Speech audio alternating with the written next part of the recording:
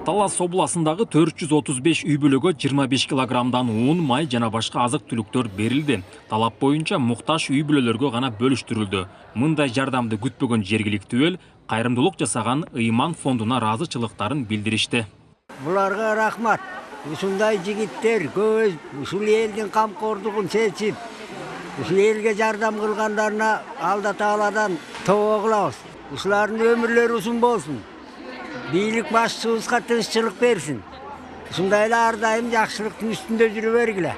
Рахмат Ыйман фондусуна ушинтип батасын алып жүрөргүлө элдин. Аябай ыраазыбыз биз. Жалгыз бой аялмын, балам орусча болуп калган 91. Бизге окшогон жетим жезилерге бергенге чоң рахмат, оорубагыла. Бар болсун кыргыз элим, бай болсун. Калктын аярлуу катмарына азык тараткан долбоорду Ыйман диний маданият өнүктүрүү фонду демилгелеп, Сауд Араб падышалыгындагы фонд менен биргеликте уюштурган.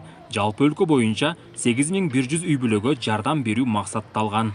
Падыша Салман фонду менен биргеликте ушундай чоң бир долбоорду баштадык, Кудай буйруса. Бул жерде сөзсүз түрдө бул өлкө жетекчилигинин камкордук саясатынын алкагында болуп атат бул иш-чара. Негизги максаты ошол аз камсыз болгон үй бүлөлөрдү колдоо, аларга бир жалгыз эмес экенин, алардын ошондой дайыма мамлекет тарабынан, ушундай жакшы адамдар тарабынан колдоо бар экенин көрсөтүү жана ошондой эле башка, мисалы үчүн жардам берем деп таппай жүргөн элдерге ушундай үлгү болуу максатында уюштуруп атабыз.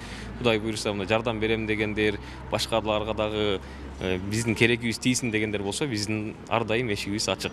Айтат го, алуучу колдон берүүчү кол жогору дегендей, ошол биз дайыма берүү менен бактылуу болобуз деп эсептейм. Азык-түлүктөр чындап муктаждарга бөлүштүрүлдү. Тизмени Эмгек социалдык камсыздоо жана миграция министрлигинин Талас областындагы башкармалыктары даярдап беришкен. Ага жергиликтүү бийлик көзөмөл жасады.